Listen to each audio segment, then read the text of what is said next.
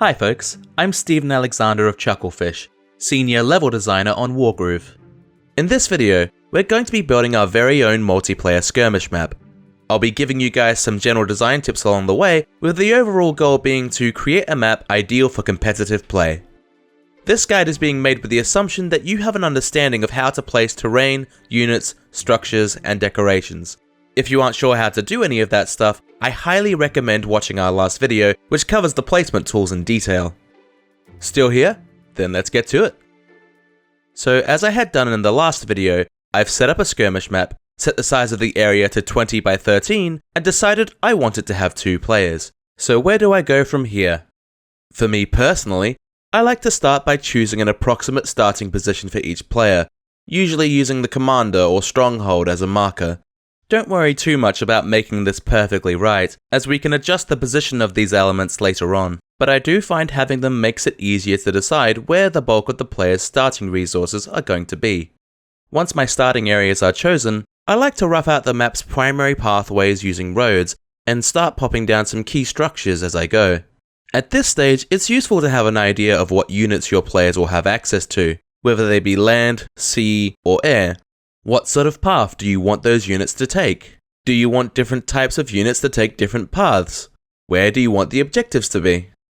Once I'm feeling happy with the general flow of these pathways, I'll start putting down more defined terrain like rivers, forests, and mountains. These are what will funnel the players along the routes you had intended, and give players strategic options when attacking or defending a position. It's okay to just feel things out at this stage, as you're probably going to want to make some changes down the line anyway. You may have noticed while I've been doing this, I've been making sure the second half of the map matches the first with rotational symmetry. If you're building a map with competitive play in mind, you want to make sure it's fair to both sides. Designing your maps with this approach in mind will go a long way toward achieving that. You could employ mirror symmetry to accomplish this as well, but in my experience that tends to result in less interesting games, because both players start with a strong front in the same area, typically wherever the most villages are. This can lead to tentative play, as players often will be reluctant to be the first one to commit to a risky action when both sides are closely matched. Rotational symmetry means both players will usually have a strong front and a weak front, which leads to more interesting choices and varied strategies. At a fundamental level, Wargroove is a game about resource acquisition and denial, so where you choose to put your villages and other neutral structures will play a big part in guiding the actions of your players. Conflict will typically center around wherever the villages are, and you don't want them to be too close together, especially around your midfield. You want that push and pull dynamic, where a player taking control of the middle ground with an extra village or two can be a big advantage, but not necessarily an insurmountable one. I find it helpful to imagine moving my units through the map, counting out how many turns it would take to get to the center field resources. How far are they from the closest barracks? Do I want soldiers to be able to move from one village to another here? What about the slower spearmen? Are they just as efficient for getting all these resources? Careful consideration of where you're placing your barracks is important too, especially if your map has a forward barracks positioned closer to the map center. Generally, it's not a good idea to let players summon powerful units, particularly the trebuchet and ballista, and then have them almost immediately reach the center field. Their oppressive range can be hard for opponents to counter, so it's ideal if it takes at least a couple of turns for these units to get into prime positions. One tactic you can employ when placing your barracks is to use the terrain around it to restrict where these units may be recruited, potentially forcing them onto a longer path. For instance, by putting this mountain here, players will only be able to summon vehicles along the back road. If you're featuring a tower on your map, you want it to be close enough to the front lines that harpies, balloons, and witches don't take too long to get to the action, but far enough back that dragons can't immediately get on top of an enemy barracks or stronghold. Similarly worthy of considerate placement is the newly added hideout, which lets you recruit thieves and riflemen. If you choose to have these units on your map, I advise having your hideouts be slightly off the beaten track.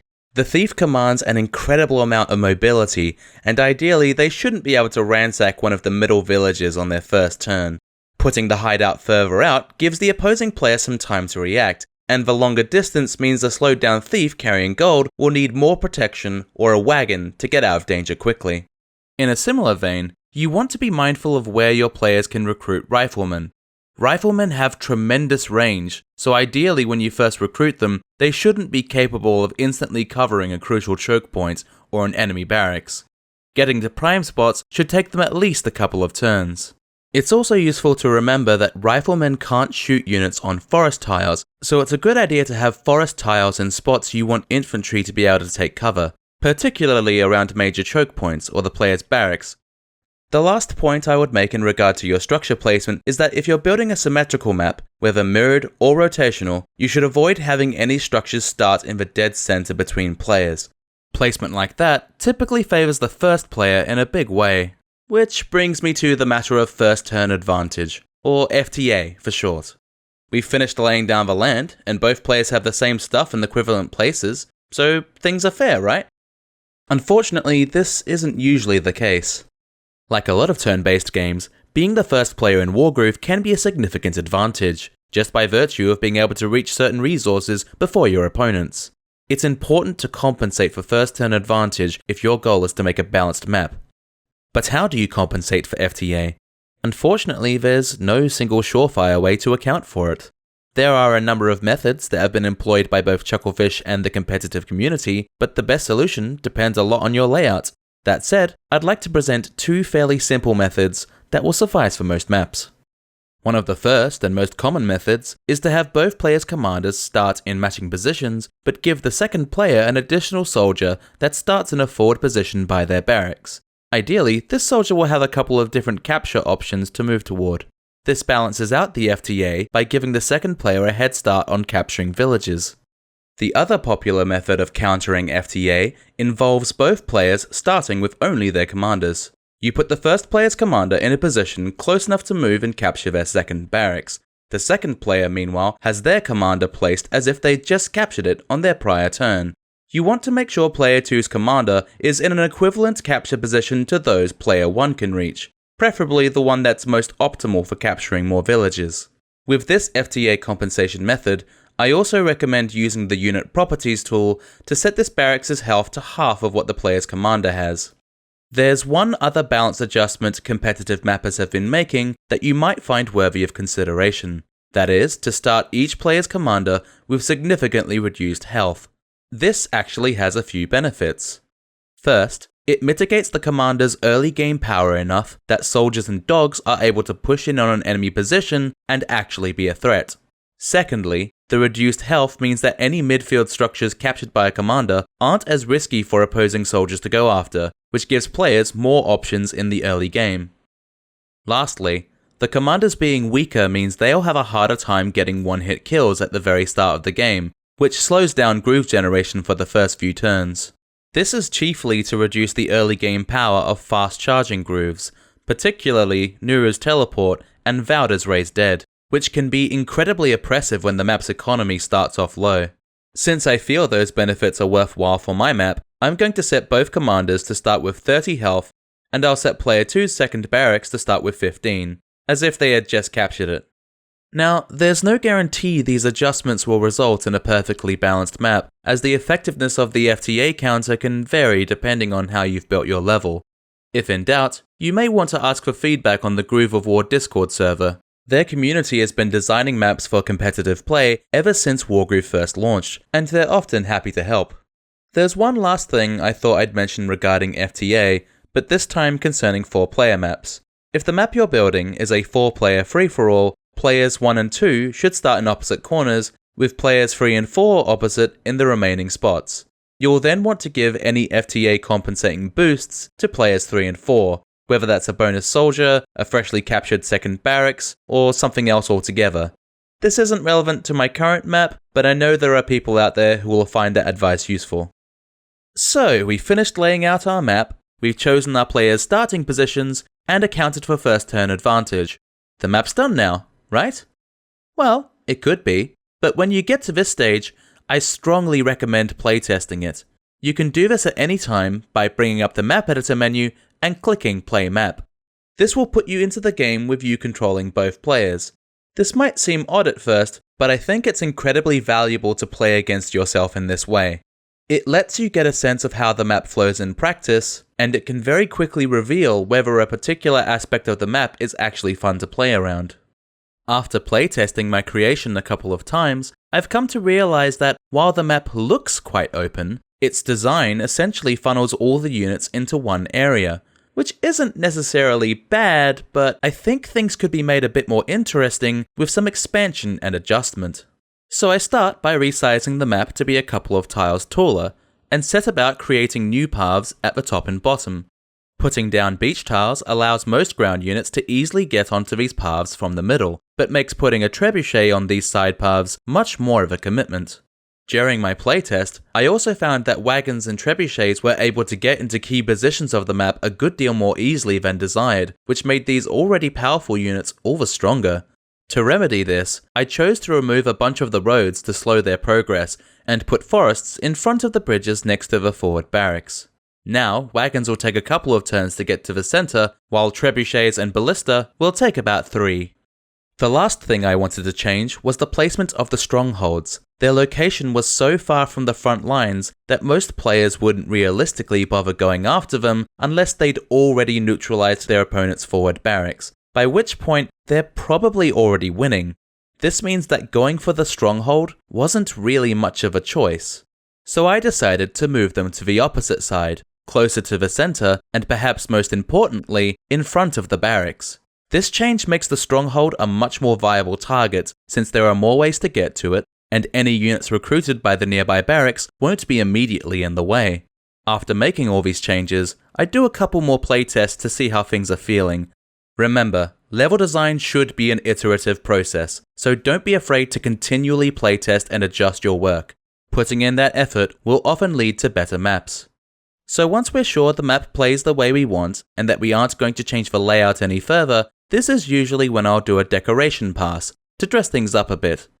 One thing I think is so important when decorating your maps is to keep them as easy to read as possible. You want to make sure that players can, at a glance, tell what kind of terrain they're looking at. There's a few ways I typically go about this. First, I will generally avoid putting decorations in the middle of a tile unless they're small and discreet. Having the grid turned on while mapping helps, as you can aim to put your props closer to the lines. If your grid is off, you can always switch to the terrain brush for a moment and use the cursor's outline to judge the placement. I know how tempting it can be to cram decorations into every nook and cranny of your map, but I find it best to exercise restraint. Over-decorating can make your map visually noisy and harder to read. That's something we want to avoid. I like to pepper each map with a handful of more distinct decorations and then throw in the odd smaller prop, particularly in places that are feeling a bit empty. If you're using any of the larger props, generally it's a good idea to save them for areas that are inaccessible to the player. If you're committed to putting them on a battlefield, try to position them so they won't obstruct the visibility of units on the tiles. If in doubt, try placing units around it and see what happens. Take this statue for instance. Putting it towards the bottom of a tile causes it to be drawn in front of any unit standing on it. So instead, I'm going to move it a bit higher while still checking it doesn't cover too much of the tile above it. One last thing I recommend keeping in mind when you do your decoration pass are flagstone tiles. Flagstone tiles are meant to be representative of an indoor environment, which is why vehicles and flying units can't traverse them. If you've opted to use flagstone tiles on your map and they're not part of a larger structure that uses walls, I highly recommend using props that help them stand out. I like to use pillars around the edges. It feels like more of a barrier to units than if you just left the tile open, and it makes it harder for the player to miss. As you can see, decorations can go a long way in making your map look nice and feel more polished. Just remember, it shouldn't come at the expense of gameplay. If you use your decorations thoughtfully, like our flagstone example just now, they might even improve the gameplay experience. So we have a completed map and are feeling pretty happy with it. Great job getting this far. Now's a good time to make sure you're still happy with your map's name and add a description if you haven't already. It's worth mentioning that a description isn't necessary for skirmish maps, but people can read them, so you may still want to include one. The last step is sharing the map so we can play it online against other players. To do this, we're going to save and exit our map, then, from the title screen, we're going to head into Custom Content, and then Share. This is the Wargroove content browser, where you may have already downloaded new content from other creators. Today, we're adding a piece of our own. Let's jump over to the My Content tab. Here, you'll see a list of all maps and campaigns you've created, along with any that you've uploaded to the sharing portal. At the end of each item on our list, you'll see a tick and an upturned arrow. For our new map, these markers are currently highlighted red, since we can't share it just yet. Sharing requires that we verify the map first, as all content uploaded to the portal must be completable. If the markers on your map are grayed out, that means there's something in the map that's not set correctly, and you'll need to return to the map editor and fix it. As an example, all skirmish maps must have a name and a commander for each player. When you're editing your map, anything that will invalidate it will be shown on the bottom left of your screen. So going back to the sharing portal, with the content selected, we click on Verify, which will load up our map. From here, we just play it to completion. You could think of this as one last playtest to make sure there's no unexpected issues. Once the map's objective has been fulfilled and the game ends, it will take us back to the sharing portal, and you may notice our map now has a green tick next to it. This means it's been verified. Just be aware, if you go back and modify the map at this point, the verification will be revoked and you'll have to verify it again. So now the Verify button at the bottom has been replaced with an Upload button. We just click that, and voila! Our map has now been shared to the rest of the world. Not only will players be able to download and play your map, but we can host online matches with it too. Just remember, if you ever decide you want to revise a map, you can always remove it from the sharing portal and add the updated version instead. If you do this, it's a good idea to give it a slightly different name so people know you've made changes. Thanks for watching. I wanted to give an extra special thanks to Xmo5 and Faded Sun of the Groove of War community. Their group are constantly running tournaments and have been dedicated to building competitive maps ever since Wargroove first launched, so having them weigh in as I was writing this was incredibly helpful. If you'd like to see more guides like this, be sure to let us know in the comments. Tell us what you're interested in learning next. Until then, take care folks.